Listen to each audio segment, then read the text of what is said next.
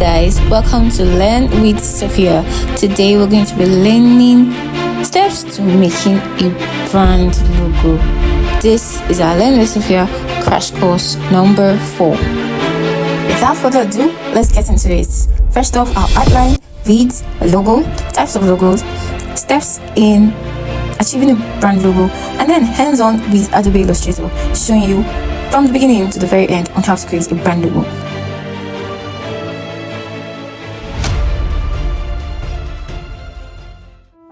I've had series of events where a client will tell you, I just want a logo. No, dear, you just don't want a logo. You need a brand identity, because a logo is just one amongst many other assets that makes up your brand identity. A logo is just one of them. Yes, what is a logo? A logo is an important asset among your brand identity that gives you a face and something to reckon with. A symbolic representation of who you are and what your business is and what it stands for. Now, moving forward, let's talk about the types of logos we have. Usually we have the logo with just text, logos with mark, and when I mean mark with symbols, we have logos with both marks and symbols, which we call the combination logo.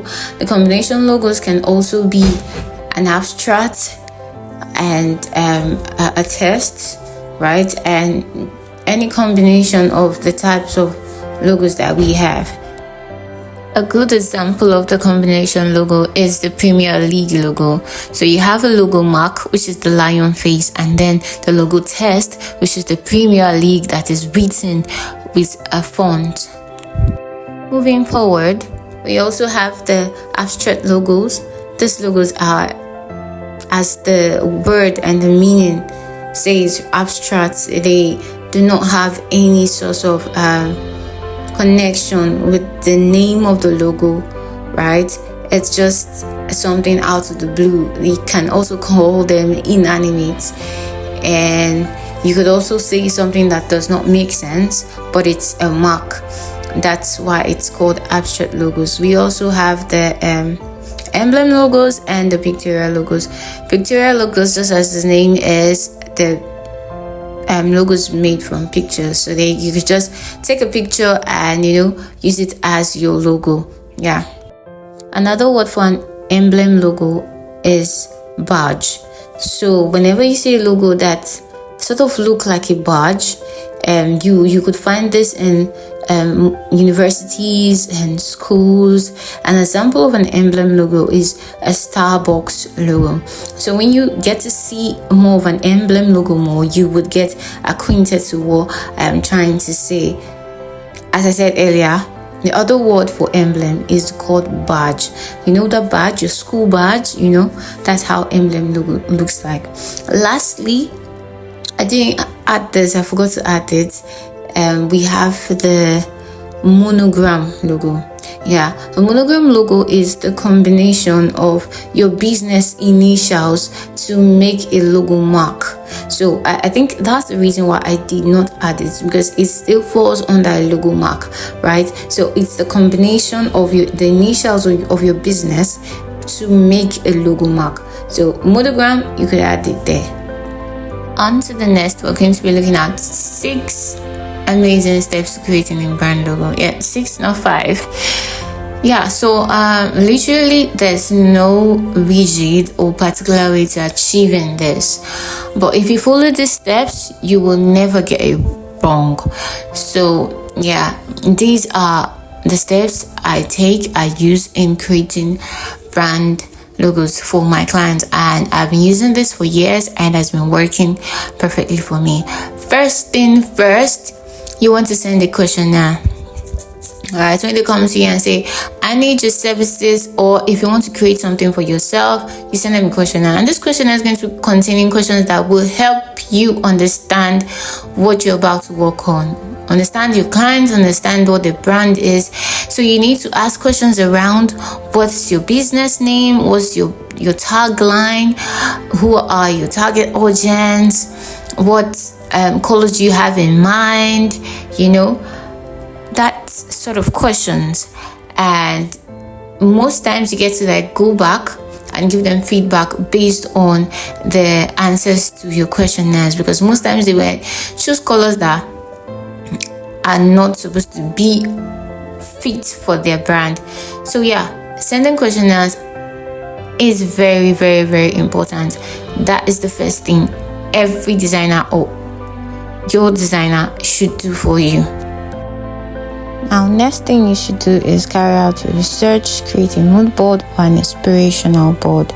Now, this is a follow-up from the information you've gotten from your questionnaire. Now, you're about to start designing, but first you need inspirations, works that are close to the type of brand you're to work on, so that you can be creative, more creative and all.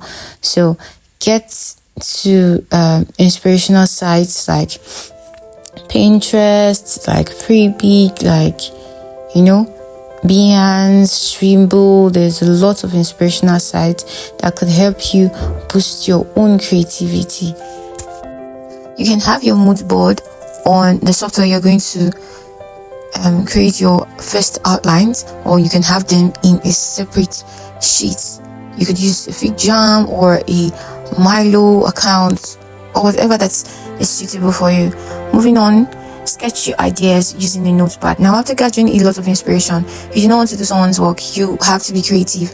Now, this is where you use your mind comes to play. You start sketching.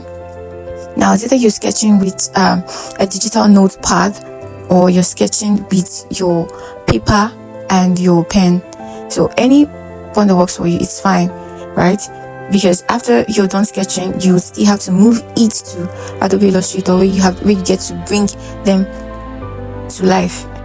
Number 4, we have to take our sketches and bring them on Adobe Illustrator. Now, this is where you need to learn how to use the tool Adobe Illustrator, and I'm proposing Adobe Illustrator because it's a universally recognized software, and yeah, it'll give you more edge if you know how to use it. So this is me creating an outline of several logos, and mind you, I did mention that you have to have at least 3 iterations of logos so that your client will be able to make a pick. So you're going to make outlines and draw this logo with your pen tool on your Adobe Illustrator. And this course do not have hands-on, on Illustrator. That's why I'm advising you go take a course on it, or probably I will make a crash course on using Adobe Illustrator. But for now, this is all we have for the crash course.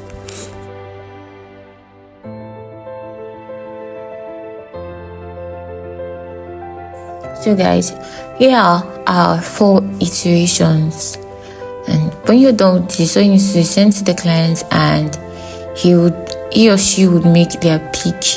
When they make their pick, then you can now start choosing your colors and applying them. This is the final outcome of this very brand logo, and voila, you can achieve any brand logo following these steps I just showed you.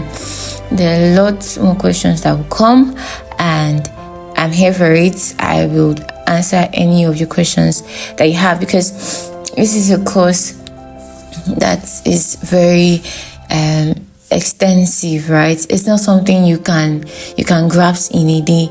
That's why I call it a crash course, right? So please like, share and subscribe to my YouTube channel, and if you have any questions whatsoever, I'm here for you. I'll be here to answer.